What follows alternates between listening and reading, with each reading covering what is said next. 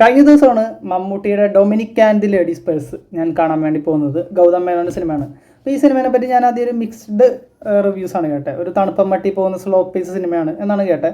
എങ്കിലും എനിക്ക് വളരെ ഇഷ്ടപ്പെട്ടു. ഞാൻ ജസ്റ്റ് പടം തുടങ്ങിയപ്പോൾ തന്നെ ഞങ്ങൾ ഭയങ്കരമായിട്ട് കണക്റ്റായി. അതായത് ഷെർലക് ഹോംസിൻ്റെ ഒരു റെഫറൻസിലാണ് ഈ ക്യാരക്ടറിനെ ഉണ്ടാക്കിയേക്കുന്നത്. ഒരു ഷെർലക് ഹോംസിൻ്റെ കഥ, ആ ഒരു ടൈപ്പ് കഥ തന്നെയാണ്. ഇപ്പോൾ വാട്സനെ പോലെ ഗോകുൽ സുരേഷും ഉണ്ട്.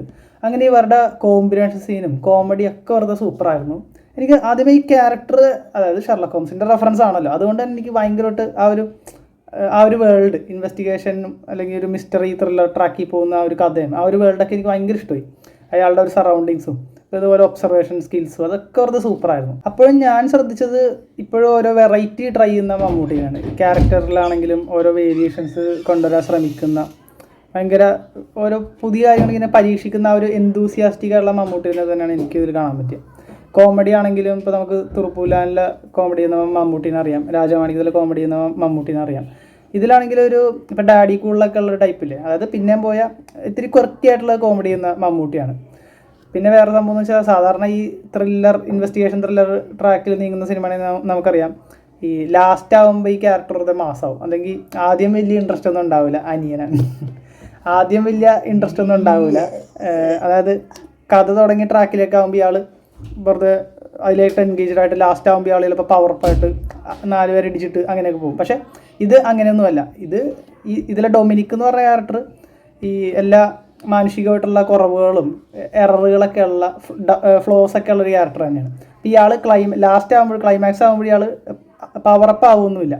അപ്പോൾ അതായിരിക്കും ചിലപ്പോൾ ഒരു പക്ഷേ ഈ മാസ് പ്രതീക്ഷിച്ച് പോയ ആളുകളെ നിരാശപ്പെടുത്താൻ സാധ്യതയുണ്ട്. പക്ഷേ എനിക്കത് ഭയങ്കര ഇഷ്ടമായി. എനിക്കത് അങ്ങനെ നാച്ചുറലായിട്ട് അങ്ങനെ ചെയ്തത് നന്നായെന്ന് തോന്നി. എനിക്കതൊക്കെ ഭയങ്കരമായിട്ട് വർക്കായി. പിന്നെ ലാസ്റ്റത്തെ ആ ട്വിസ്റ്റും കാര്യങ്ങളൊക്കെ സൂപ്പറായിരുന്നു.